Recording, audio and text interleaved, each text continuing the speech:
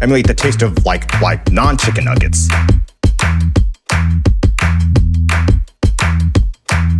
So these nuggets are made from chicken, but they're made to emulate the taste of non-chicken nuggets. Dope. Oh, that's much better.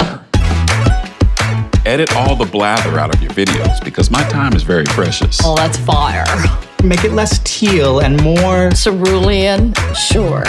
Replace your background with something more fun? The cold void of outer space. Let's boost that sound quality. Emulate the taste of non-chicken nuggets. Emulate the taste of non-chicken nuggets. Dope. It needs more style. It needs more clips, more gifs, more. Well, I might have made it too gnarly.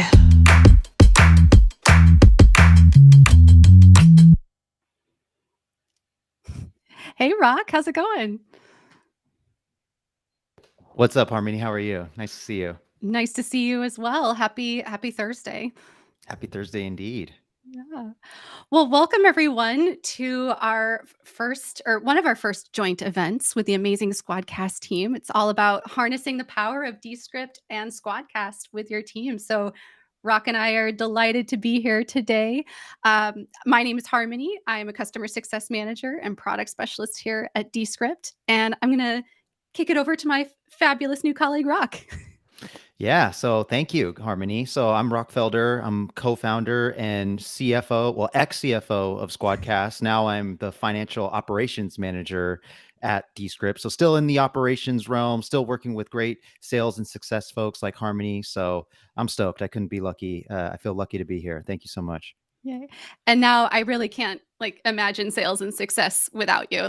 We're already off to the races. You know, it's been a busy few months. So looking forward to getting teams trained up and set up for success in SquadCast and Descript. Yes, indeed. Thank you. Outstanding. Well, before we get started, I just want to take us through a couple little pieces of housekeeping, if that's cool. So just as a reminder, what we're going to be covering today, it's all about figuring out how to use SquadCast and Descript in tandem. So we're going to talk about how to link your accounts, whether you're already a Descript user and you need to now link to SquadCast, or vice versa. You're already a SquadCast user and you need to figure out how to set up your Descript account. And then I'm going to kick it over to Rock. He's going to go over kind of all of the basics in SquadCast roles, how to create sessions and recordings, and go over workflows. And then we're going to talk about editing in Descript. The beauty here is that there's just a single button that you hit that says edit in Descript when you're in SquadCast. It opens up your project. And we're going to talk about just how to essentially navigate Descript. There's 4 main surface areas that you can work from: the script, canvas, scenes, and a timeline. Go over a couple sort of best practices for editing your podcast or your recording, and then we'll open it up to Q&A. This is a full hour and a half, so we have plenty of time to dig in. If along the way you have questions, please use the Q&A section for questions. My amazing colleague Marcelo and Christiana are in the chat, so please throw your questions in there. And if for any reason we freeze along the way, sometimes browsers can get funny. Just go ahead and reload your browser or refresh. And then last, for more help, obviously we can only cover so much in the hour and a half. So for more information, go to help.descript.com. And of course, join our Discord community. There's a wealth of knowledge there as well. It's a really wonderful community of folks supporting one another. And then last, we'd love for you to be able to try out Descript and SquadCast for free. So if you're not using either platform yet, go ahead and use Collab 101 at checkout, and that'll give you a free month of the platform. So excited for y'all to try it out. I'm going to go ahead and stop sharing my screen there. So Rock, I think first, to kick us off, we're going to talk about how to link accounts. Is that right? That's correct. But before we get started, and thank you for that wonderful intro, we want to hear what's the chat doing. Chat, Yeah. Where you at? Where you watching us from? What are you working on? Let's hear it. We want to hear from you. Absolutely. Make that chat explode. I'm coming from San Diego. Rock, you're in Oakland, is that right? Oakland, California. Yep. Awesome. And you're originally from NorCal. Is that Yes, okay? Sacramento, California is where I consider home, but I'm happy to be in the Bay Area. I love it here. Amazing. Awesome. Great. So yeah, keep the chat coming. We'd love keep saying hello. Tell us what you're creating too. We'd love to understand the type of content you're creating and what hopefully SquadCast and Descript is going to solve for you. Looks like we got Jenny Chetta, love that name, from Sunrise, Florida. So welcome, Jenny. Thank you. See Amazing. a few other questions in the chat, so we'll make sure to get to those shortly. Don't you worry. Anyone else? Well, keep it coming. We'll be watching the chat. No doubt. Uh, awesome. So let's talk about linking accounts. I'm going to go ahead and pull up a different screen here. I'm actually going to open up Descript. Now, there's a couple different entry points. So I'm going to talk about how to link your account from Descript first. So let me go ahead and get this this window shared here. Awesome. Cool. So once you've got the Descript app open, you can get here in a couple different ways. One is if you click on new, you can select remote recording. And what that'll do is it'll open up SquadCast in a browser, and you'll be able to link an account if you already have an existing SquadCast account, and if you don't, it'll prompt you to sign up. And then you can also get there from if I go up to my avatar in the top right hand corner, go to my settings, and then if I go to my subscription tab, it's going to say connect to SquadCast. And so just a couple of things here. So again, if you don't have an account yet, go ahead and sign up. Otherwise, you'll be prompted to link an existing account and you'll be able to redeem that offer. One thing to note is that if you're part of a team drive, only your drive owner can do this. They can complete the action of redeeming the offer. So if you hit an error, it's most likely because your drive owner needs to redeem that offer. Rock, did I miss anything? Does that all sound right? Looks like you nailed it. I think it's ready for me now. Awesome. And for those that are brand new, what is SquadCast, Rock? I think I saw a question in the chat. Yeah. Oh, thank you for catching that. So, SquadCast is a remote recording platform that helps teams and creators of all kinds connect and record remotely in studio quality. And I'll go over a little bit more about what that means, like what differentiates us from Mm, Zoom. But it is a tool specifically built with creators in mind. And it's all about helping you look and sound amazing, but still not having to record in the same room. We felt like that was a problem that we stumbled upon ourselves when trying to create a podcast remotely, and just saw that there were a lot of challenges and no tools that were really specifically focused on creative teams. And so then we made it ourselves, and it's been embraced so much by the community, and we're really grateful for that. absolutely. Personally, I've been using it to replace Zoom. It's been really wonderful to just open up a session, share the link, and then I mean you can still do all of the scheduling stuff that you can do with Zoom and your calendar, but yeah, is that how you generally aside from using it for podcasts, is that how you've been using it, Rock? Yeah, no, you can use it for all sorts of things. We did start off as for podcasters only, but Mm, we've expanded to helping video creators. We're also seeing folks use it for like internal communication, similar to what we mm, see folks using Descript for. And generally, what we see creative teams come to SquadCast for is they already are in some have already some process, some workflow going. But they're really looking to level up their quality from Zoom. And so that's why they look for something like SquadCast. awesome. And I saw a question. This is good. We're getting some of the big ones out of the way before we dive in. Can it live stream? Not in the typical way that we're live streaming today. So generally a live Okay. stream, you're broadcasting out and trying to cast as wide a net as possible. Whereas with SquadCast, we do have the ability for participants to join a recording session and watch it while it happens. But that's generally for like production teams, like a producer or like a podcaster coach generally wants to sit in on those sessions, but doesn't need to be on mic, on camera. have recording files generated. Mm. Sometimes the guest, if there's like an interview show, for example, when Barack Obama was interviewed on SquadCast many years ago, which was a super highlight for our team. Yeah. It wasn't just Barack hanging out by himself. Someone else came in on there, but they don't need to be recorded. So they get to sit in the backstage and watch more passively, but still participate. So that's more like a private live stream because we cap the backstage at 10 participants. So maybe there's some reasons to have that in a live stream context, but generally speaking, it's not, we don't consider it a live stream platform. That can change. We can definitely expand the number of seats that are allowed for the backstage. There's just no plans yet. But if you want something like that, like, please let us know. This is a team that responds very well to feedback, and we just love making people happy. So if that's what you want, trust me, we'll listen. Absolutely. So yeah, go to that feedback.descript.com. Tell us what you want to see. Before we kind of dive in and have Rock start to walk us through how to get set up in SquadCast, I just wanted to show you guys. We just got back from Podcast Movement Denver last week. It was a blast. You're seeing some of my favorite humans now here on the screen. And Rock and I just wanted to do like a quick, less than 2-minute recap on kind of like, hey, how did things go? What could, and then be able to share it back with the team. So we opened up a session in SquadCast yesterday. We hit record. I brought it into Descript using the edit in Descript function. And I'll just play like a few seconds here. I've got some music. I've added some captions. So let's see what we've got. Let's recap. I don't know about you, just like the amount of people, the feedback that we were getting, and overwhelming in the best way possible.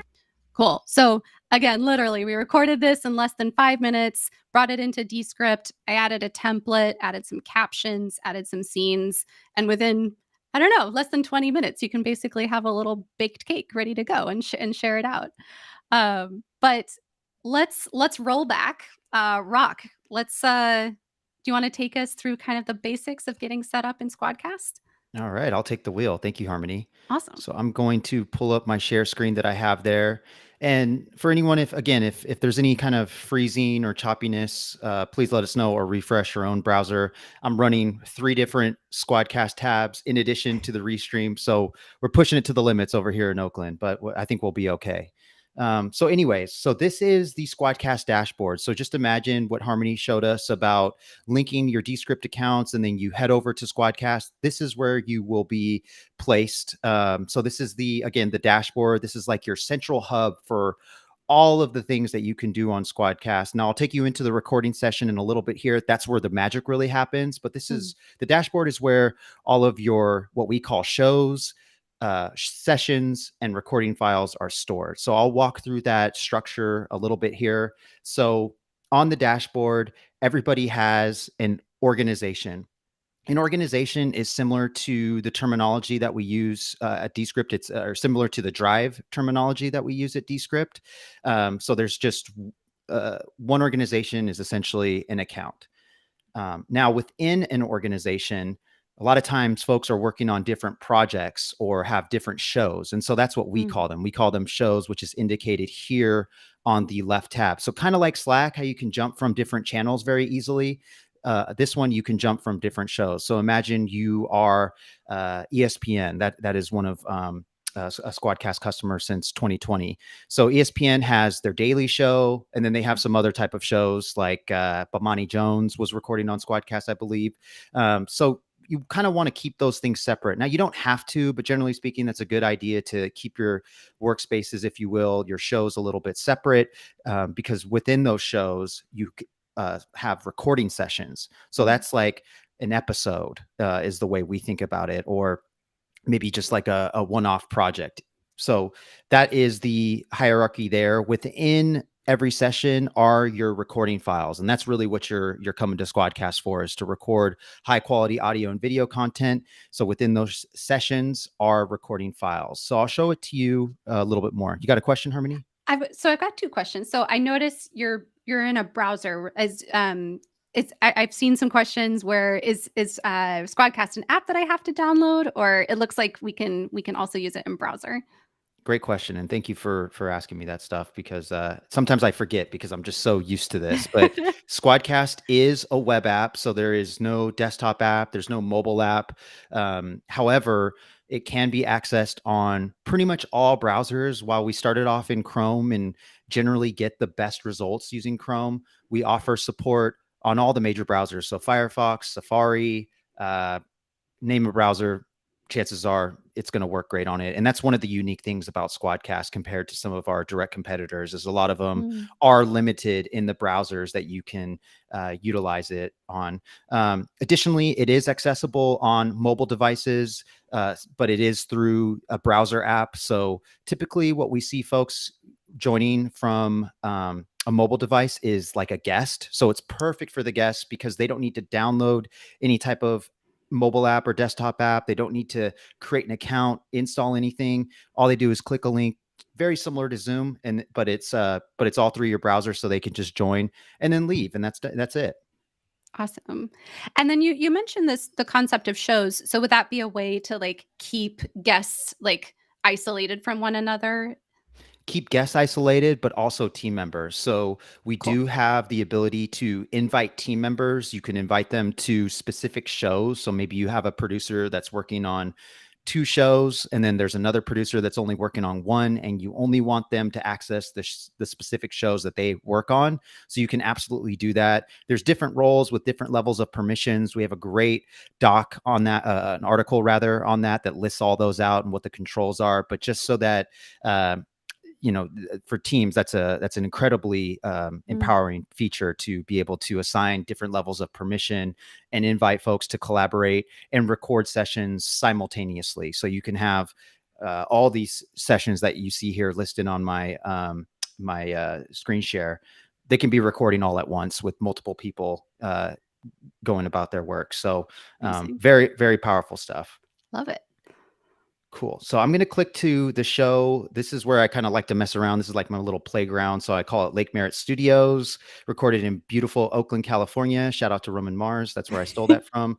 I'm in Lake Merritt for anyone that knows the Oakland area. So that's why it's named this. So I've created a specific session for our session today, webinar for teams. I like to use this favorites button so that I can always have sessions that I want to access like quickly, or if I'm using the same link for a session, I find that very helpful. But we'll just go into here. Well, and also I'm jumping ahead here. So like I said, there's shows on the left. Within a show, there's a session. So this show is Lake Merritt Studios. The session is webinar for teams. Now we don't have recordings for that yet, but we do have recordings accessible on the right side. So recordings are grouped into takes. So you'll see 7 takes for this one. If I click down, you can start to see all the recording files in there. I'll come back to this in a second, but just wanted to let you know that's how the hierarchy or structure works, if you will. Now, so I can go back in history and see like stuff from the past if I'm out for a couple weeks or so.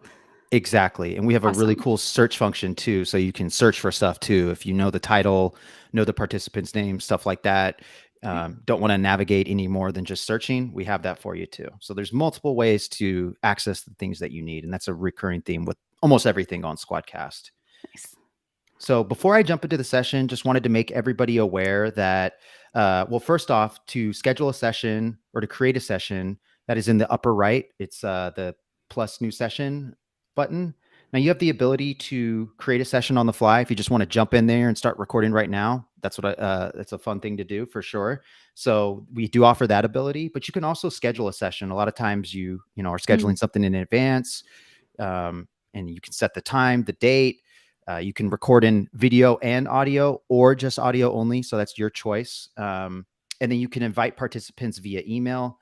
Every time that you invite someone via an email, they will receive that email from SquadCast with the link to join the session. It'll also provide details about the session, as well as some instructions on how to have the best experience when recording remotely on SquadCast. Nice. You don't have to do that. You can just create the session and provide someone a link directly. You can email it to them. Like there's a lot of different ways to do it, but we just saw that a lot of our customers were doing a lot of scheduling. And so we thought we could help out by, taking that off their hands. All right. So when you share links, like I mentioned, there are 2 links for every session. There's the stage link. So that's where everyone's going to be on mic and on camera. You can switch to the backstage link. That's the one that I said that's like a private live stream experience, but just not the typical live stream that folks would think. They are different links and different joining experiences. I'm going to show you what it's like to join from a stage link. But the backstage is a little different because it will just say you are joining a backstage session with SquadCast, and then you basically just say join. It's a little easier. And so the reason someone might want like backstage would be like if I want one of my producers to join and like they're kind of managing the talent, but they don't need to be on screen. They can maybe drop questions in the chat, or is that kind of Exactly. generally how you see that that function used? That is exactly how we see it used and why we created it. Awesome. Because folks didn't want to have to take up a on-stage recording seat. And also, there's a lot of stuff going on underneath the hood here to provide this seamless experience. And so folks that maybe are joining from, not the best like internet connectivity, or just more folks like using up bandwidth at the same time. And if they don't need files created, then it's a smoother experience overall for those folks. Cool. Anything else, or should I jump right in? Well, this might be irrelevant. Go ahead and jump in. And this is a good question that applies. So if I join a session on mobile, would it work well, or is that going to be too dicey for uploads? It actually does work well, thanks to the progressive upload technology that makes it extremely lightweight to record in high quality, but still have a smooth experience on any devices. So that's one of the things about SquadCast is we never know where folks are coming from. So we want to make it as accessible, approachable, and as easy for as many people as possible. We don't rely on local storage to provide the recordings and the source quality that we do. So that's good. So it can work on iPhones, it works great on iPads, and even other like laptops that don't have the most resources like a Chromebook. It's been tested and provides great experiences for all of those type of devices. Awesome. Yeah. Thanks for that question from the crowd. Thank you. Alrighty, so I just joined the session that we created here. Now, before entering the recording studio, we start off in what we call the green room. So this is just a place to prepare. It is private, so no one else can see you. So you can just make sure that you look good, you sound good. You can do some test recordings here. You can select and choose your equipment. So say if I didn't want my Vocaster device, which I do, but just in case, maybe I wanted to switch to my Bluetooth headphones, my built-in one. Not necessarily, I wouldn't want to necessarily do that, but if there was other devices I'd want to use, that would be good. Nice. So this is just to provide confidence and comfort that when you are joining a session that you're ready to go. So I'm going to join the session now. I can already see 2 people are in here. So these are other versions of myself. One's in the backstage and one's just a guest who I have the camera muted. So let's see how it goes when I join the rest of me. Alrighty. So now we are in the recording studio. This is where all the magic happens. This is where you do the recording. This is where you get your files. This is where you have fun with your guest and team or whoever you're working with. So this is the guest me. I do have the camera turned off just to be less distracting. I think, what do we got? 2 of me now? So I don't think we need 3. But you can at least see who is in the session via the participants panel here. So this is open by default when you start a session as a host. Now, my guest cannot see any of this stuff. We didn't want to distract or overwhelm the guest participants with things to do, buttons to click. We really just want them to join, talk, and leave. That's it. You know, it's enough just trying to have create this wonderful content that you're going to be creating. But as the host, the kind of the person able to manage the situation, I have so much more controls. I have a few more panels that I can view, and one of them is the participants one. And what I love about the participants panel is that not only can I see my name, I can also see, or my guest's name rather, I can also see my own stuff, but I can see their equipment. So I can see the device that they're on, the browser that they're using, this button called Echo Cancellation, which we recommend using if anybody doesn't have headphones. Now, we recommend headphones for every session because it does have an impact on the quality of the recordings, which is not intuitive. But in the event that someone joins without headphones and it happens, more folks would rather just continue without the headphones than rescheduling. So utilizing the echo cancellation button will allow you to proceed. We do recommend headphones and turning the echo cancellation button off because it does allow for the highest quality in those end recordings that you get. But again, it's still going to sound pretty good with it turned on. But yeah, we just like to give you a lot of options so that folks can join from as many environments as possible. Anyways, so as much as I love being able to see the equipment, one of the features that we released relatively recently was, okay, it's cool to see it, but like, what if the guest who isn't the most tech savvy person doesn't have the right equipment selected? Like, say when I drop down here, I see that they have a their built-in microphone. Now they're using the right camera, great. They got their headphones on, cool. But I want this microphone to be set up correctly. So before, folks were having to coach and kind of troubleshoot and play support with their guests, and that just is not a fun experience. That takes away time from recording and doing what you really are trying to do, right? So we offered the ability now that you can actually change the settings remotely of all the participants in a session. So podcast producers and show managers, people like that, they love this feature because it addressed a pretty big pain point here, where now I can say, no, guest Rock, you don't want to be using this microphone the built-in microphone. You're going to want to use your Vocaster device, and boom, I switched it for them. That's so cool. Yeah. Quick question about that, Rock. So what type of role do you have to have, or do you have to be the creator of the session in order to have that permission of going in and kind of doing that for the guests? Yes. So the show manager role is the role that has all of these type of controls. Again, a guest, they join via an anonymous link, so they don't have all of these controls.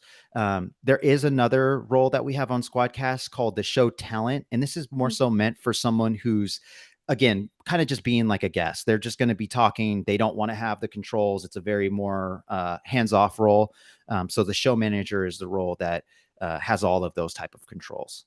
Awesome. Can I throw in another question while we're here? Keep it coming. Awesome. So for folks that are backstage, will backstage chats be private, or can you choose who sees them? What does that look like?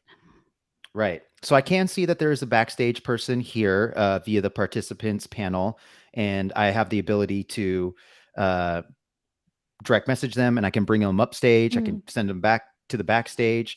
But you're right. There is another ability of chatting with folks here. So now you can do, you can chat with everyone. You can chat just with the stage. You can do specific chat groups. There should be a backstage one that pops up. Maybe I have to do this. I think I have to. Oops. Didn't mean to throw you on the spot there. No. This is what we do. So here's to now I can chat directly with the backstage folks as well. So yeah, there's definitely many ways to chat with folks and do it if you do it privately or do it with everybody. And that's just for communication that we maybe don't want being picked up on the actual live recording, like, hey, your mic's muted, or hey, hit this talking point, stuff like that. Nice. Can I throw one more at you? You don't need to ask. Keep it coming. All right.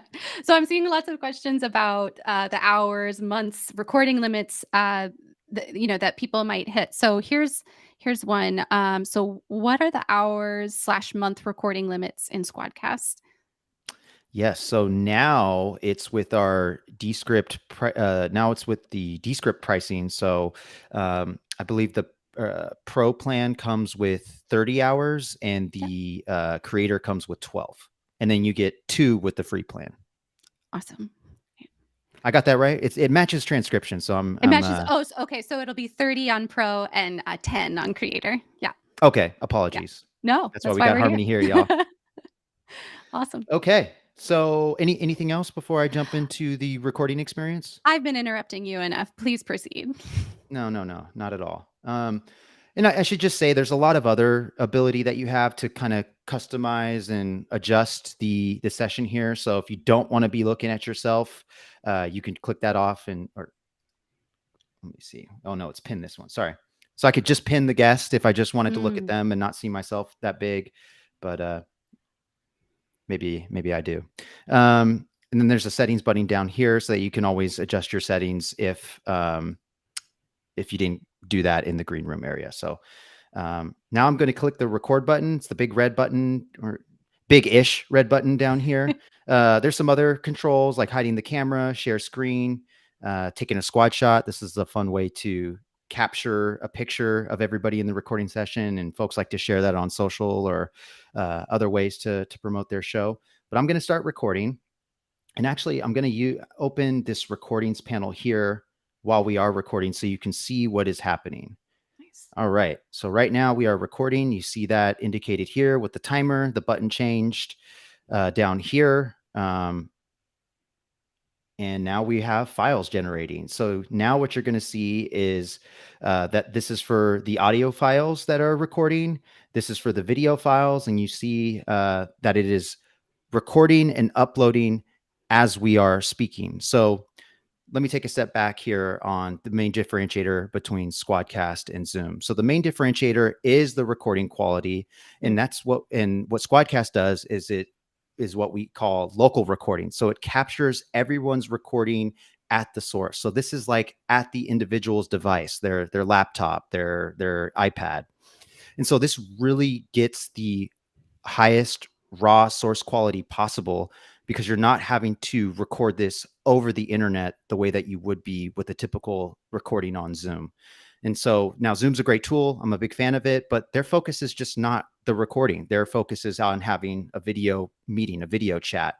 That's the difference between SquadCast. We are quality by default. We are focused on quality. We are helping people create high quality content so that you can look and sound amazing when recording content remotely.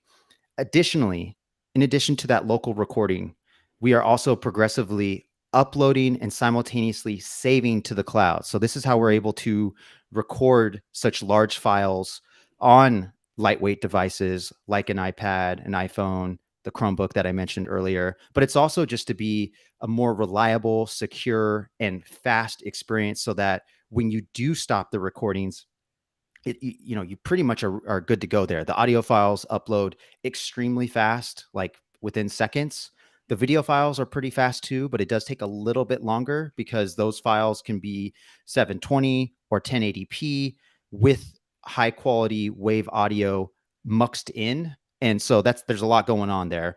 So it can take a few minutes, but generally speaking, it is super fast, and you don't have to have anybody sticking around, keeping their browser open, that kind of thing. And also, if there is ever a point of failure, like your internet crashes, your browser crashes, the content is saved up until that point of time, up until the failure rather, so that you don't have to like re-record anything or miss out on any content. Simply, if you ever do have one of those unfortunate experiences, all you need to do is refresh and you can pick up where you left off. And then the recording will continue going for the folks that have remained in the session, but that person that dropped off can join and pick up where they left off.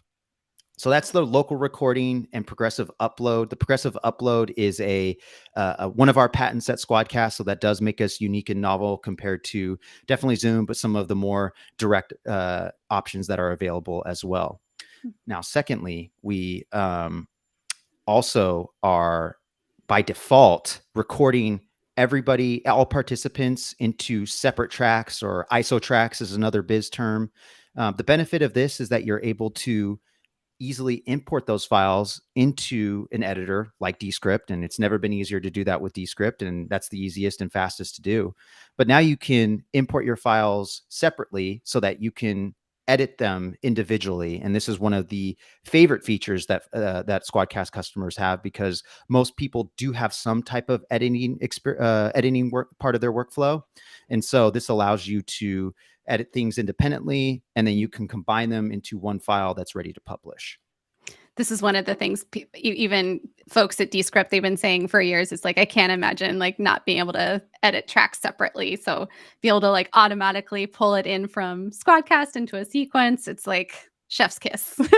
Oh, yes, the chef's kiss indeed. And I'm glad to hear that. And one of the other things that is another patent differentiator and super benefit of SquadCast is that when you do import those files, there's no audio drift. There's no like having to fix or realign the audio with the video, or even the two tracks together. Like sometimes an unfortunate consequence of platforms like SquadCast that are locally recorded and two separate tracks rather, is that they can be misaligned when you go to edit them. Now, this can totally be fixed, so it's not like you're totally SOL here, but it does add time to the production process, and it's not really something that folks want to work on, right? You're trying to make the production better, not fix something that shouldn't have necessarily been there in the beginning. So with SquadCast, there is no audio drift. Everything should line up and be super seamless and just ready for you to add value and edit from there.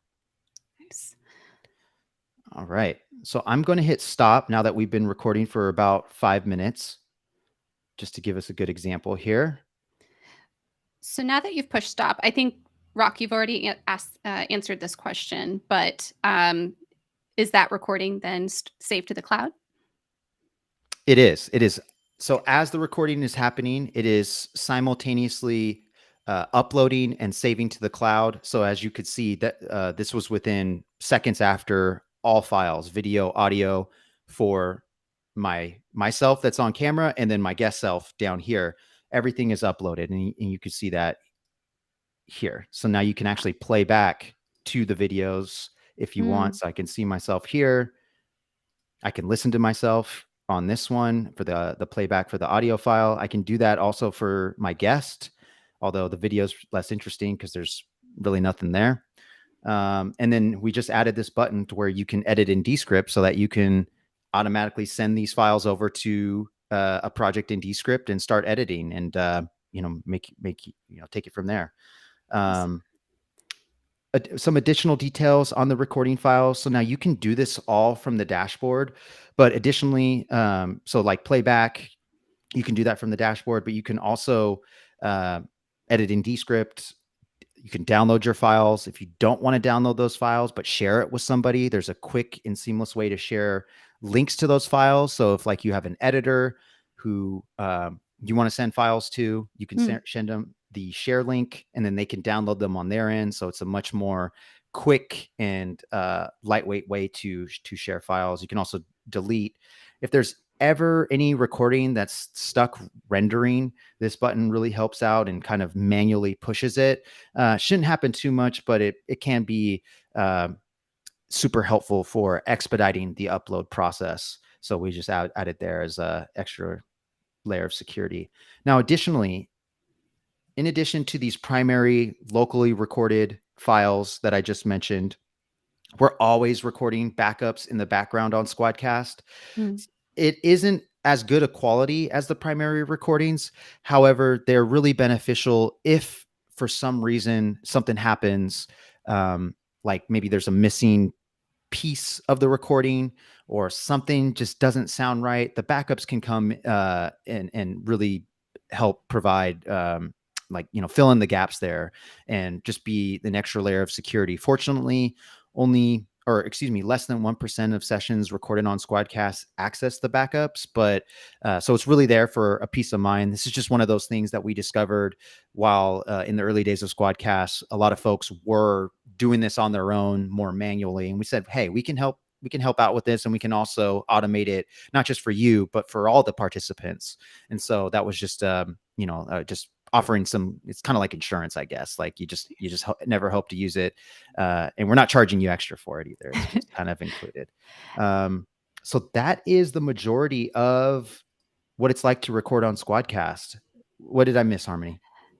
I mean, you've covered a lot. Is it okay if I jump in with some questions from the crowd? Let's do it. Amazing. So this happened to me the other day, so I'm glad someone asked about this. So sometimes you'll see the app is not focused on screen. What does that indicate? What should I do about that? Yeah, so this is something with the browsers that is a relatively recent thing that's emerged where, especially Chrome, they push more resources to the tab that is focused. So we saw a lot of folks that were having issues recording on SquadCast, and through our investigation, we found this out that it's because of Chrome changing the way that they kind of dedicate resources. And so so why we have that indicator is to incentivize and promote folks to keep SquadCast as the the focused session tab. Now I know that can be difficult because maybe you got like a script or an outline on in a doc or something like that. Yeah. But generally speaking, it is a best practice to keep it as the focus tab. Now, why it popped up for me was because while I have a focus tab here, it was popping up for my guest because that's not the focus tab because I'm focused on this tab. So Nice. it shouldn't have popped up if I was recording with you, Harmony. So it's a good question, and I'm glad we got to see that. But it's a good example of how the app communicates to ensure the best experience. There's a lot of other communications like, if the recording is still uploading, it will prevent folks from trying to leave a session too early, Mm, stuff like that. cool. So a couple like really quick hits. Is it possible to rename takes? It is. Awesome.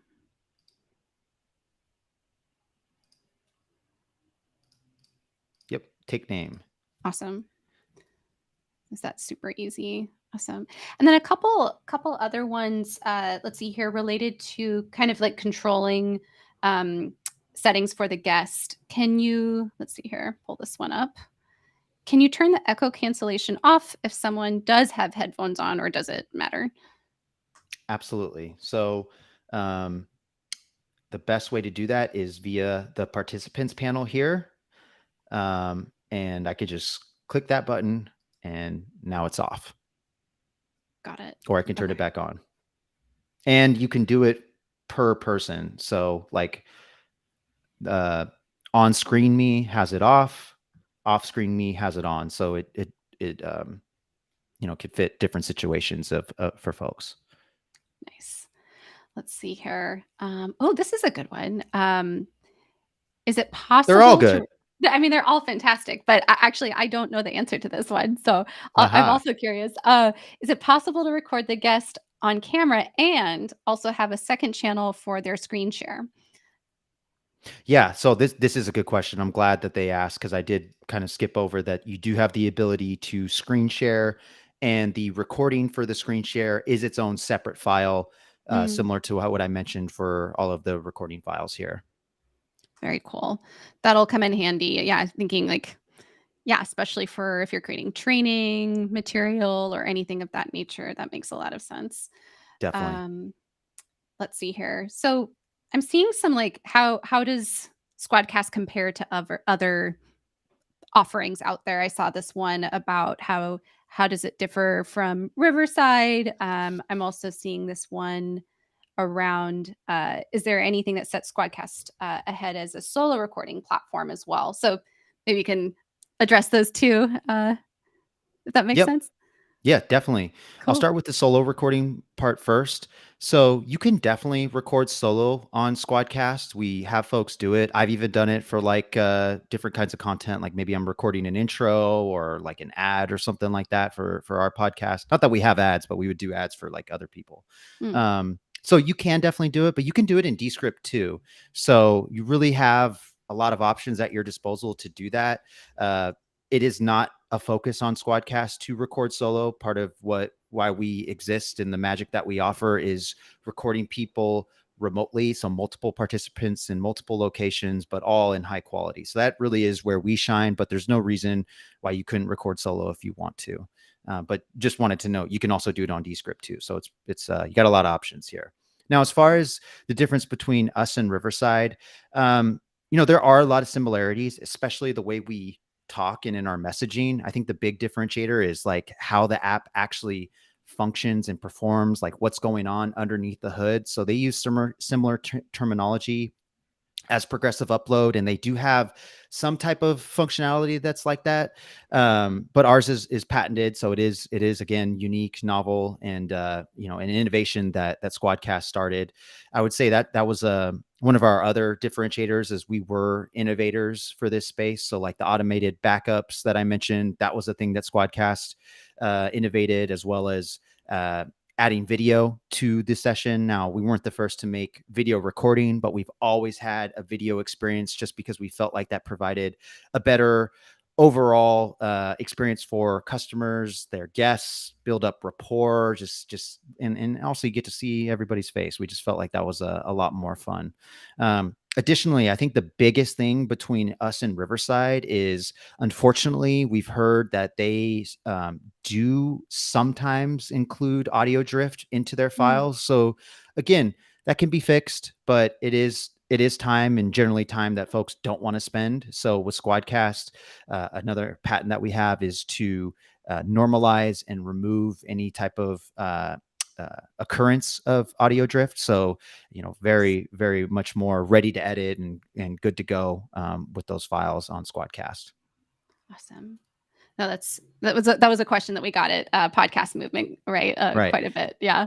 And quite frankly, it got tougher to differentiate between us and SquadCast, or us and Riverside, because, they have done a good job and they've moved quickly. But one of the things that we were behind on was our editing capabilities. Folks would ask us about, okay, I hear about this magic editor feature, or this magic clips feature that Riverside offers, which is sounds great. I haven't used it myself, and it was one of the things at SquadCast we were unsure if we wanted to dip our toes into the editing world, just because we feel like there's so many other platforms that we just wanted to integrate and make it seamless for our customers to use the platforms they were already using. But now I feel like it's gotten even easier to differentiate SquadCast from that, because now we have the power of Descript at your disposal, and it's 2 products with 1 subscription. So hard to beat that. And over time, it will only be 1 product and 1 subscription, as we make that integration even more seamless and start to merge the SquadCast remote recording technology into Descript. So it's a game changer now, and the game is going to keep changing. So it's going to be a fun time. Absolutely. Yeah. We're excited about the future here. There's a lot to do, but we've got the great team. So we're super excited about the future. Awesome. So I see there's still a ton of questions coming up. Let's grab a couple more, and then let's pull some of these recordings into Descript.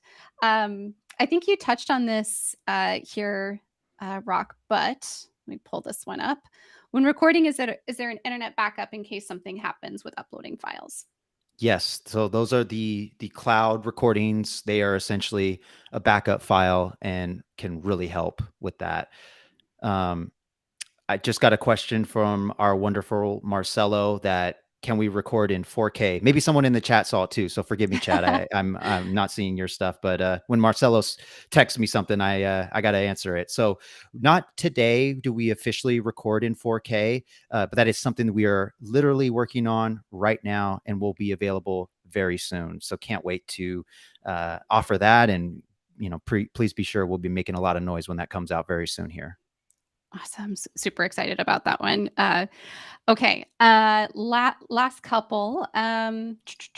So if the person doesn't have headphones, how about Bluetooth earpods? So this is going to be one of those do as I say, not as I do, because I am wearing Bluetooth headphones. So it definitely works. And that's all good. We do recommend, though, that if you can, using wired headphones. And if I was recording a session, or whenever we record our podcast, I make sure to plug in my headphones or use a wired type of device for my headphones, just because there's a lot of opportunity for stuff to happen with Bluetooth. Sometimes it doesn't record the best quality. Also, sometimes it can die if you're one of those folks that isn't the best at charging your devices. There's just more opportunities for things to go wrong, and wired headphones, you don't even have to worry about that. And it's just a better overall experience as well.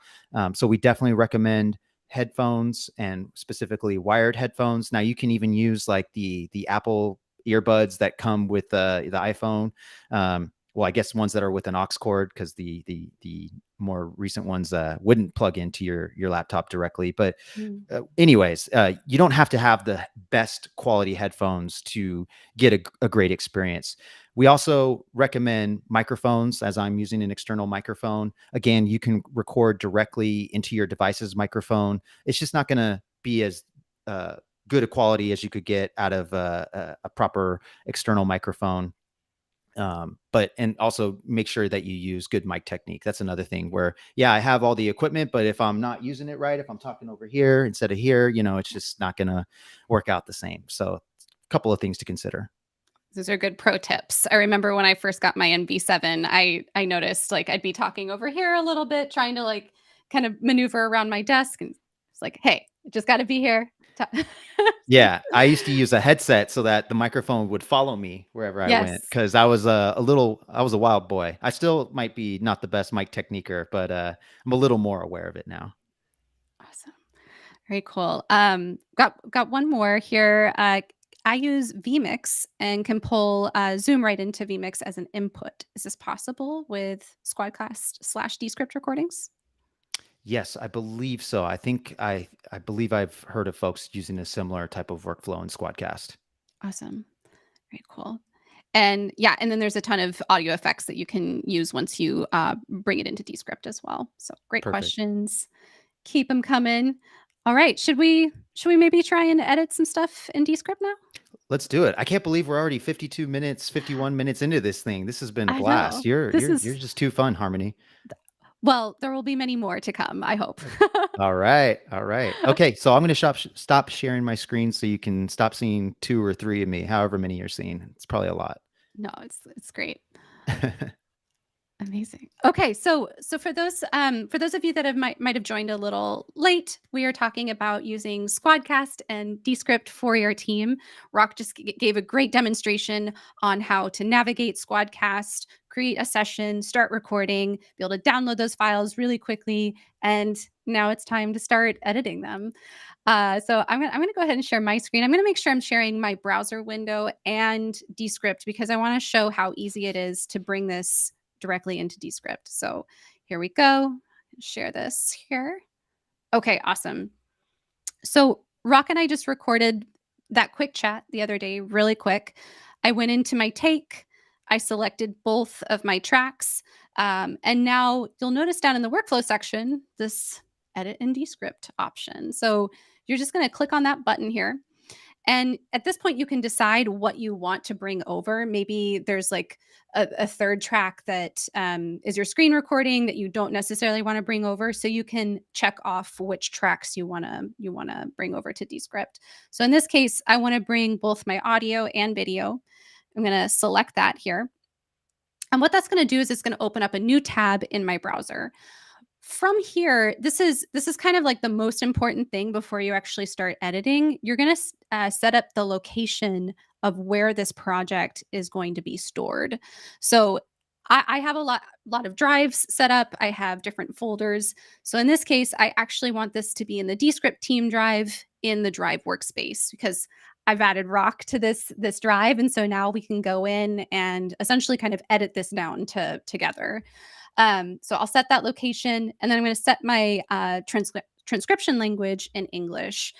We do transcribe in up to 23 different languages. So maybe if we had been having this conversation in German or Spanish or one of the other languages, we could say, select that language and then create project and import files.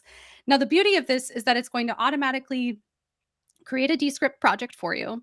It's going to be uploading the files for you in the background and transcribing it all at once. So once I hit create project and import files, I'm actually not going to hit that. What it's going to do is it'll open it up here in Descript. So what it will do, since we had 2 separate files, one for Rock, one for myself, it's going to create a sequence. And what that looks like under the hood is like this. So here's Rock's track here.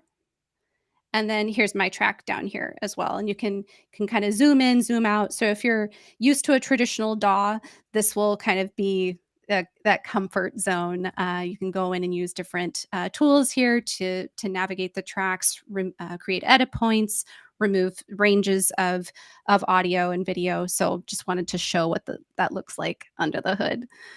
But if you're brand new to Descript, the main sort of surface areas I want to talk about are 4 of them. So like I said, Descript was going to automatically transcribe your interview for you. So you're going to get this transcript back. So I can go in here, take a listen. I don't know about you, just like the amount of people, like the feed. Cool. And so the great thing is that it's text-based editing. So if I want maybe just to start from here, I can highlight the text that I want to get rid of, hit delete, and now it'll start here. I don't know about you, just like, and instead of doing full deletes, my best practice is like using the strike feature. That way, especially if Rock and I are collaborating on this project together, we'll be able to track each other's editorial decisions. So when you highlight that range of text, you get this script toolbar here. A lot of different things that you can do from here, but using that ignore function is one of my favorite when creating sort of a rough draft here. So we're going to spend some time here in the script, but I also want to introduce some of the other surfaces here. The other one here is the canvas. So this is where we're going to see our video layers and any other elements that we bring into Descript. So we want to maybe add captions. We want to add maybe like progress bar. Maybe I want to add a template with like a nice framing. So a bunch of different things I can do in here. And you'll notice that when I click here, on the canvas, I see my properties panel change. So based on where you're clicking around, this panel will change when needed. You can also click up here on the properties icon and you can collapse it. So if you don't want to see it, no problem.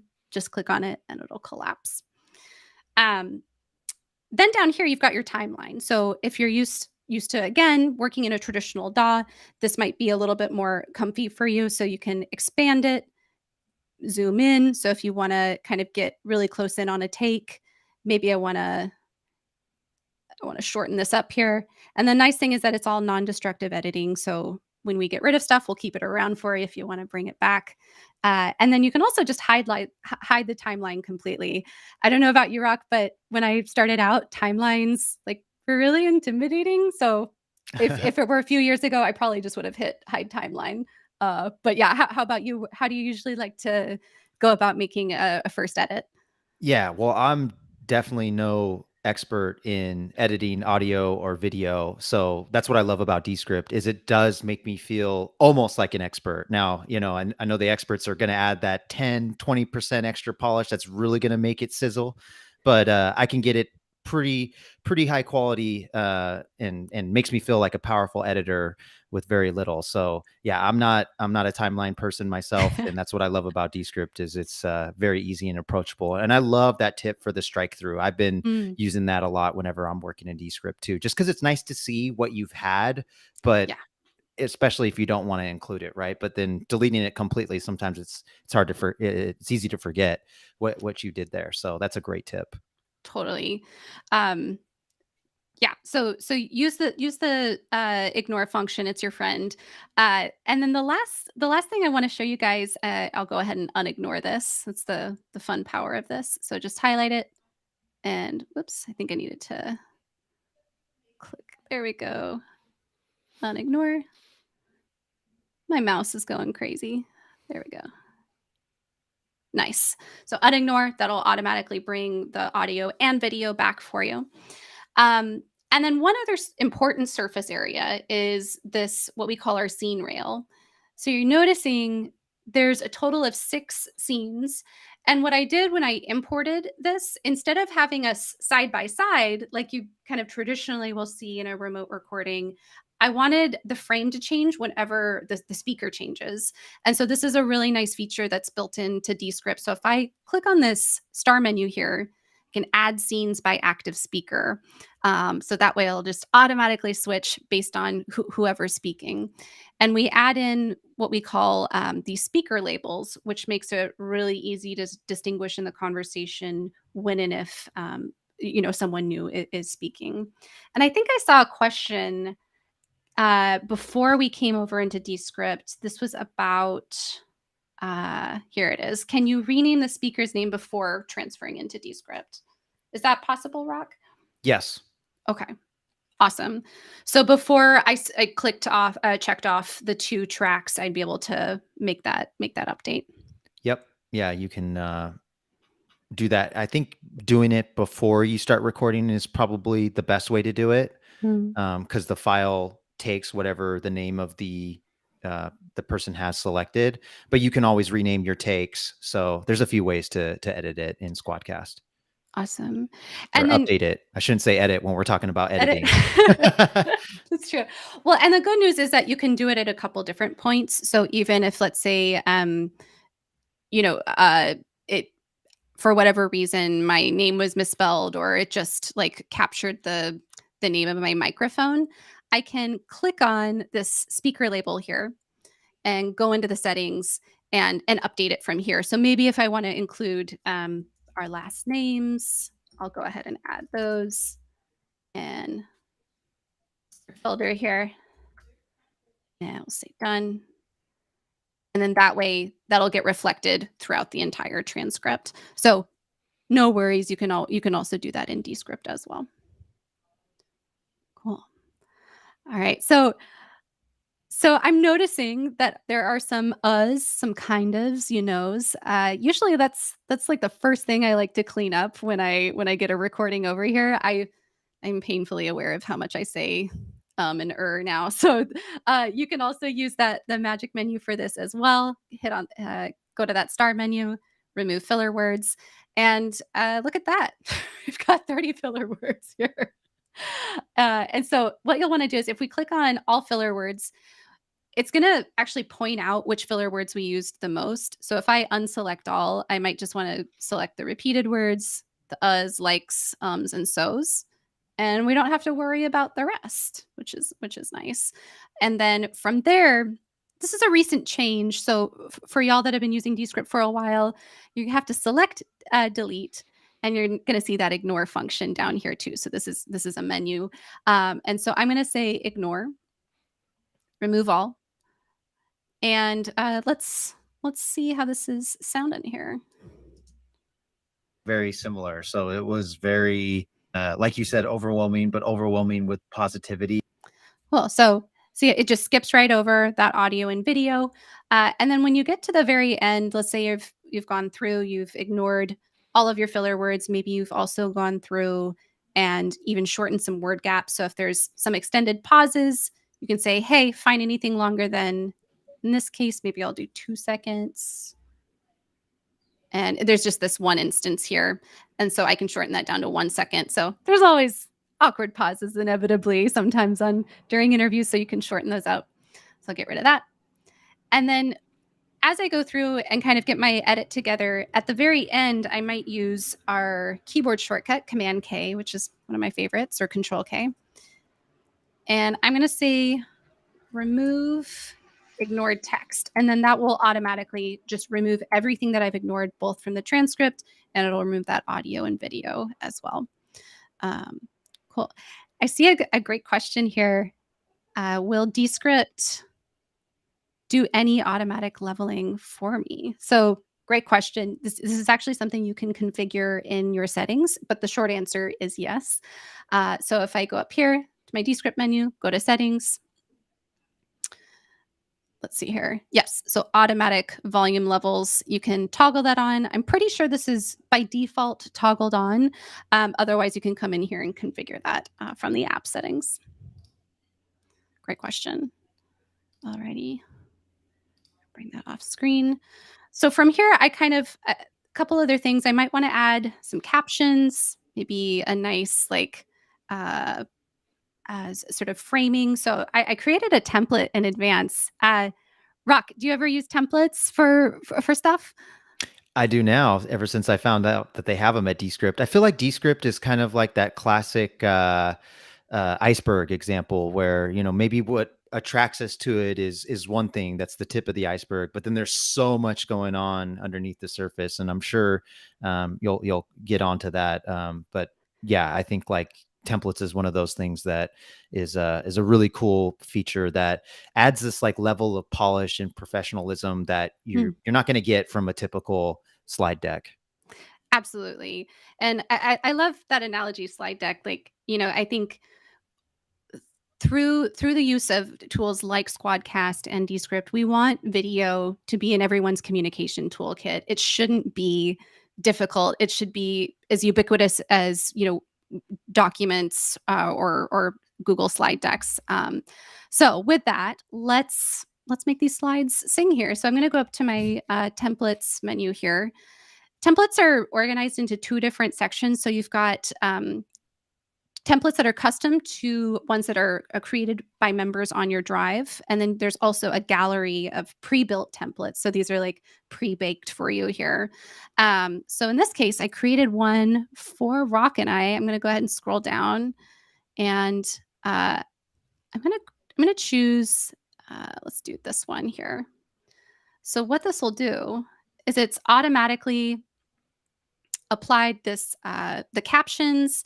I'm going to match the orientation because I want to set this up for a square, because maybe we want to put this on Instagram a little later. And so let's see how this is looking. Similar. So it was. Whoops. And actually, so now I want to apply this template to my other scenes. So really easy. I can right click on this. I can copy. And then all you got to do is paste this. It'll paste all of those attributes. So it's just going to, it'll bring the captions. It'll bring the frame over. I'm going to paste that. Got a few more. All right. Let's paste that one. Cool. So now that's carrying over. I've got my frame. I think it should have the captions as well. So let's catching up here. Very similar. So it was very, like you said, overwhelming, but overwhelming with positivity. Right. So if I've got common logos, standard brand colors that I use, I can just build a template, one click, and you're done. I might also want to add, I can go in, especially for shorter clips. What we hear from people a lot is like, we produce a lot of long form content and we want to be able to shorten it down for our social channels. One of the things that I love to do is just highlight a range of text. And then I can use this duplicate to function. So this is basically just going to extract only these two paragraphs of Rock talking here. I'm going to open this up. And awesome. And so now I could take this, repurpose it, publish it out. I could maybe even duplicate it and do a landscape or portrait mode one. So you can duplicate and then repurpose for different platforms that you're sharing your content out to. And one more thing I'm going to add, I'm going to go up to my shapes here. Can add a progress bar, move that up here. And so the nice thing, again, these are all very customizable. So I might want to change the color of the progress bar here, get this to match. You can use the color picker if you'd like. And it's as easy as that. Rock, how we doing? Any questions you're seeing so far? I'm not. I might be looking in the wrong area because the chat is relatively quiet with questions. Either that or you're just, well, you are definitely crushing it, but I'm not seeing any questions. So maybe I'm looking in the wrong spot. I'm a first time restreamer, y'all. So forgive me. Awesome. I'm learning on the go, but if there are any questions I'm missing, Christiana and Marcelo, let me know, but chat's quiet right now. So I think they're happy and focused on you. All right. Well, I can keep talking then. Keep on. So a couple other things too. We talked about automatic volume leveling. There's a ton of other really useful built-in AI effects that can get bring your content to the next level. So one of my favorites is actually what we call our studio sound tool. Rock, I don't know about you. I use this all the time. It's saved me in a couple scenarios. I recorded something in my kitchen recently, and like that you could hear the washer going. So turned on studio sound, and essentially it's a background noise remover and speech enhancement. Have you ever like gotten into a pinch like that? Too many times for sure.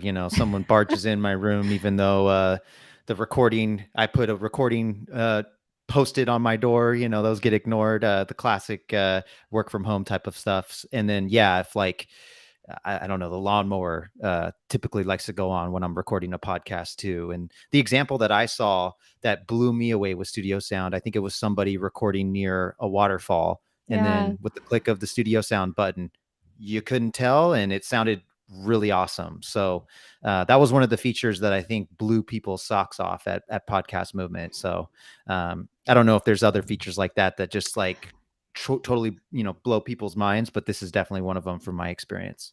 For sure. And I'd love to share just like a quick, this is kind of a scenario where like you have all of the elements working against you. You're outside, there's wind. I'm just gonna play this real quick so y'all can hear this without studio sound, and then we're gonna turn it on. So real quick. Everybody knows how crucial short putting is to shoot lower scores, no matter what level golfer you are. All right, so we have wind, we have, I think, a car in the background as well. So it's as simple as toggling studio sound on. Now, if you want a little bit of, like, let's say the room reverb or a little bit of background noise, you can dial this back maybe to like, 90, 95%. Otherwise, the default is going to be at 100. So let's see how this is sounding now. Everybody knows how crucial short putting is to shoot lower scores, no matter what level golfer you are. You want to make more short.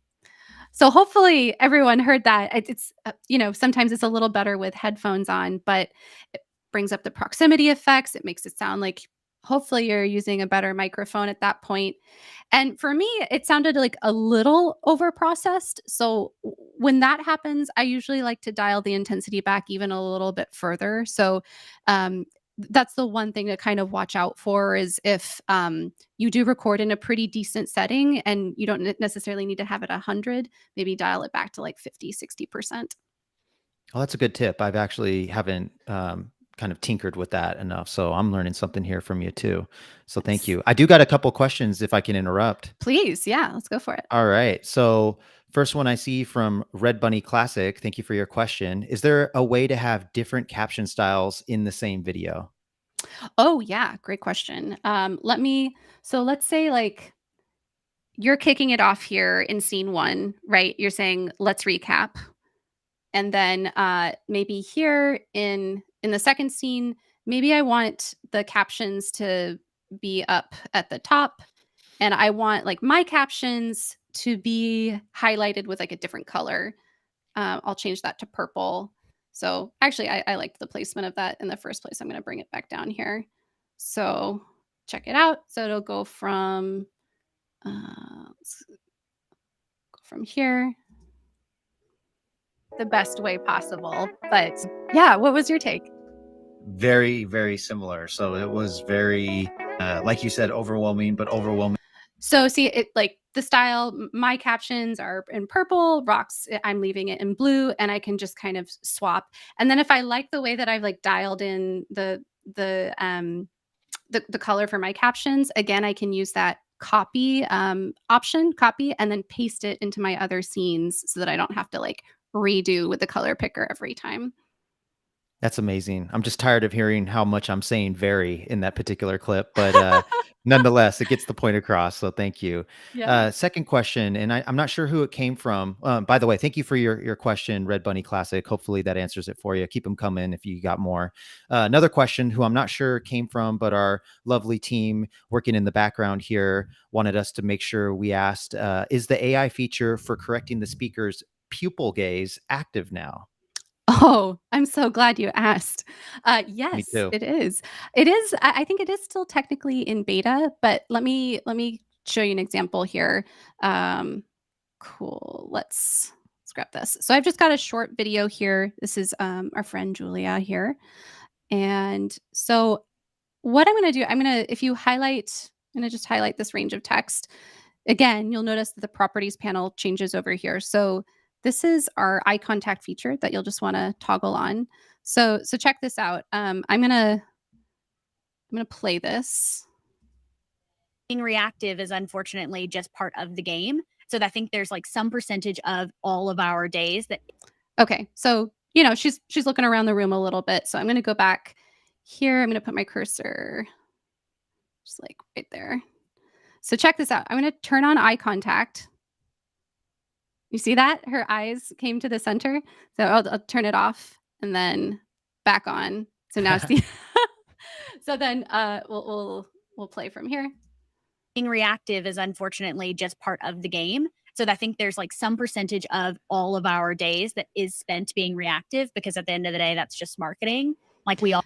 So notice she is blinking a lot, but then once her eyes open, then they're centered on the screen. And like I am so guilty of this often, from doing webinars, looking off to the left or right at an outline. So by just simply toggling on that feature, that will correct your eye gaze. Excellent.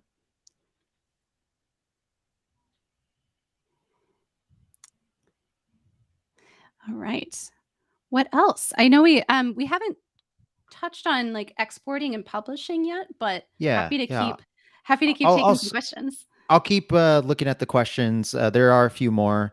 Some have been answered, but we're happy to answer them again. But I think we should continue with the show to show them the export as well. So I'll hold off for questions for now. Thank you for answering. Yeah. Let's keep it going. Cool. So let's say I've got something here that I'm ready to share. Maybe I even want to tag you in, Rock, here and say like, hey, I'm ready to export. I'm gonna @mention Rock here. Can you review? And then Rock you'll get notified that you've been mentioned in this project. You can pop in, respond, just like you would in Google Docs. And that's what I really love about Descript, is that like we can do everything from like pre-production. You could literally like script something out in Descript and then use that, for your recording in SquadCast, come back into Descript, have that necessary review and approvals process. And now I'm ready to publish and get this out of here. So if I come up to the top right-hand corner, I'm going to hit publish, and I can either export or publish. And so the difference is with publishing, I can publish directly to different hosting sites. So I can go direct to YouTube. I can go direct to, let's say, Wistia, some of these other hosting sites. You'll notice some are grayed out. These are going to be audio only hosting. And then you also have this web link option. I really love this option here, because what you can do is you can basically shoot over a web link of, let's say, a work in progress or something that's relatively final, and then get some feedback on it. And you just open up in your browser. So it's a nice way to do quick review and approval. Or if you want to export, there's a ton of different ways you can do this as well. So you can export your video. That'll download the MP4 locally to your machine. You can go in and configure some of your settings here. You might want to change your audio sample rate. You can also add some metadata if you want, and then export. And again, it'll download locally to your machine. You can also just export an audio only version of this, or you can create GIFs. And then we play well with others too. So if you're working in a studio and you need to go out to Pro Tools and send a session off to one of your sound designers, you can export to Pro Tools, Audition, Premiere, a few others, and then that'll create the edit you created in Descript. But then, since it's a non-destructive editor, you can go in and continue to adjust the tips and tails of your tracks in that preferred editor at the end of your process. You can also get transcripts and subtitles out. So this is one of the reasons I love Descript so much, is just from an accessibility standpoint, ensuring that your viewers, your audience, they're able to have those captions or a transcript, depending on how people typically take that information in. And I just want to highlight one of the things that you said, that while Descript could be seen as a competitor to more traditional editors, which it can be, it could totally replace it in many ways, but it also can be complementary to that workflow as well, which we see is very common, or at least from what I've heard from folks that we talk to, they might use Descript as like the first pass for editing. But yeah, it doesn't have to it's not a binary situation here. You can use it to complement, but it can do a lot of things for you too, where maybe you don't need those traditional editors anymore either. So 100%. Yeah, and I think it just depends on the team and the type of content that you're creating. We've heard from folks they've been able to eliminate some other tools in their tech stack, thereby kind of reducing their vendor footprint. Whereas, some teams they'll do like 80-90% of their process in Descript and then go out to something like Pro Tools at the very end. So it all comes down to the type of content you're creating and your team and what you're most comfortable with. But I think the exciting thing here is that it's just reducing that friction to like even just getting started. You shouldn't have to worry about the tech to be a creator, be a storyteller. It should just be as easy as opening up SquadCast, hitting record, and then editing like a tech stock. Love it. Awesome. You still got more to go through, or should we go back to some questions? Let's go to some questions. We've got about 8 minutes left, so let's go. Alrighty. So we have one from Scapo. Hopefully I'm saying that right, but thank you for all the activity you've had in the chat there. Their question is how well does the eye contact or eye gaze handle glasses? Good question. So I wear glasses and they also have blue light canceling as well. It does pretty well. I would say, run a couple tests and before you go and run it on, a 60-minute file, maybe do a quick record either in SquadCast or you can record directly in as well if you're not recording with multiple guests directly into Descript, flip it on. It does pretty well. Marcelo and Christiana, if you want to drop into the chat too, curious on your feedback as well. A great question. Yeah, thank you. Yeah, speaking of which, Marcelo, Christiana, are there any questions that I'm not missing? Again, I'm over looking at the captions now, but I'm not sure what we've answered yet or haven't. A few of them look like we have gone over, but maybe we just need to add some clarification. So happy to do that. Awesome. Oh, is there a way to do leveling manually? There we go. Yeah, absolutely. So that's the nice thing in Descript. So let me go ahead and this is a good moment to open up the timeline. So Descript can be as easy as you want to make it, but it can also be just as powerful as some of those more traditional DAWs and nonlinear editors. So you can, let's say, if I need to go in here, adjust the levels, I can go into my properties panel. I can adjust the gain here. I can also add in volume automation as well. So if, let's say at the very beginning, let me scoot back here. I can, if I want to add a little volume automation here, if I right click into the timeline, there we go. I can add volume keyframes. And so I can go in there, kind of make some more custom adjustments as needed. And then once I get that second keyframe in here, I can do some adjusting. But yeah, great question and a good opportunity to come into the timeline and do some more of that fine-tuned work. Awesome. Thank you. Next question, please.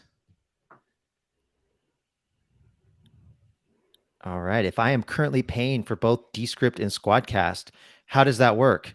Well, you can continue. It's certainly your prerogative. However, that's one of the exciting announcements here is that for two products, you only have to pay for one subscription. So we started the top of this webinar by explaining how to connect your accounts. We also have a lot of articles and documentation to help you through this process. But whenever you're logged in to one of the platforms, for Descript, there's like a remote recording button that you click that will take you to SquadCast and prompt you to connect. Thank you for pulling that up here, Harmony.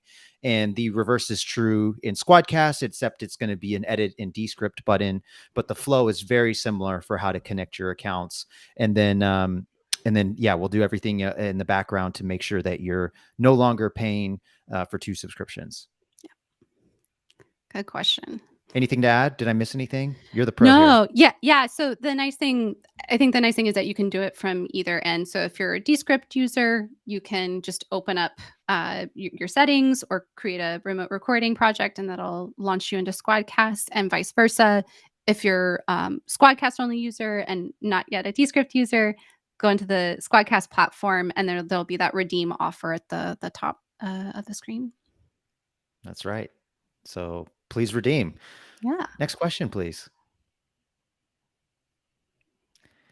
What is ducking, and when would this be helpful to use? So you really is ducking something that y'all experience at Descript? Because we've had it happen with SquadCast too. That's where the echo cancellation feature comes in. So Totally. how do y'all work with ducking at Descript? So for me personally, when I use ducking, it's usually when and if I want to add, let's say, let's see here. I think Marcella's going to share an article too on this in the chat. But like if I have my script track where you and I are talking, and then I want to bring in some music, for example, let me go to this one here, this composition. Cool. And I'm going to select a range of text here. I can go into audio effects. I have this ducking option, and I've got this at about, I think like 35% or 25%. So it'll automatically bring the music down to that percentage so that it you'll be able to hear our voices more clearly. That's how I generally use ducking, but yeah, curious on your feedback, Brock.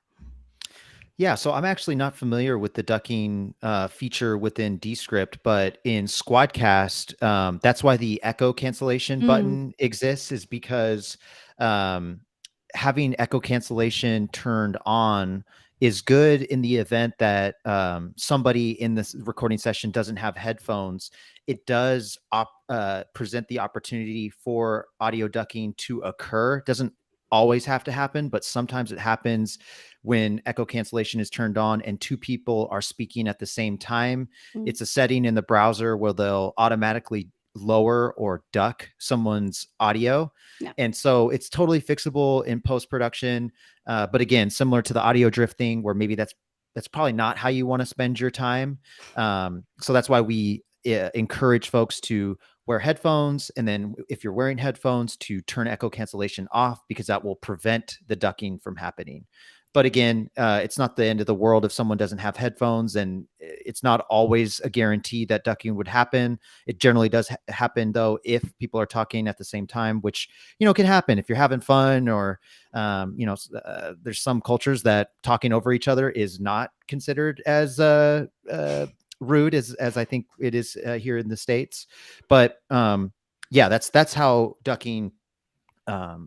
That's how we think about ducking at SquadCast, but based on the question, I think it was more about how to use it in Descript. So I'm glad you're here. For sure. Yeah. So that, I think to your point, Rock, like you can always fix a lot of that stuff in post. And that's where I would use studio sound to, help with any background noise. And then also utilize ducking as well. And you can, adjust the intensity here as well. Very cool. Do we got time for another question, or is this it is about that time, isn't it? We're coming to that. Let's hit one more question, then we'll do our wrap up. All right. Hit us with one more, please. Ooh, this is a great one. So good. Where should I go to learn more about how to use Descript and SquadCast? Great question. So this is a good opportunity to mention our amazing help center. Marcella's going to throw some articles in the chat, but in the top right-hand corner, you're going to hit that question mark, go to the help center. It's going to provide information on Descript basic tutorials. There'll also be information on using SquadCast as well. We also do these events all the time. We generally try to do about a couple of these a month. So hit up our YouTube channel. There's a ton of resources there as well. And if you hit any snags, reach out to our amazing support team. They're literally some of the best humans on this planet. So can't shine a light enough on the amazing support team. Yeah, that's so true. They are delightful. We're truly lucky to have them. 100%. So we're coming to the end. These have been just so many great questions. I want to hit a couple points here really fast. We talked about how to get help. So if you have questions, go to help.descript.com. We would also love your feedback. So if you've been a longtime user or brand new user and there's something in there that you're just missing, tell us. Go to feedback.descript.com. Our wonderful friend Marcelo does office hours on Discord. So hit us up on Discord. Go see Marcelo. Ask questions. He is a Descript expert. And as a reminder, this was recorded. You can go to YouTube after the event, check it out. This was an hour and a half. This was a lot. So no worries. You can always rewatch. And just thank you all so much for joining us today. Yeah, thank you. We really appreciate it. And Harmy, this is so fun and good to work with you. It's been a pleasure. Likewise, Rock. Excited we are now one as a team. That's right. More to come, y'all. Stay tuned. Awesome, guys. Well, have a wonderful afternoon, and we'll see you next time. Bye now. Bye.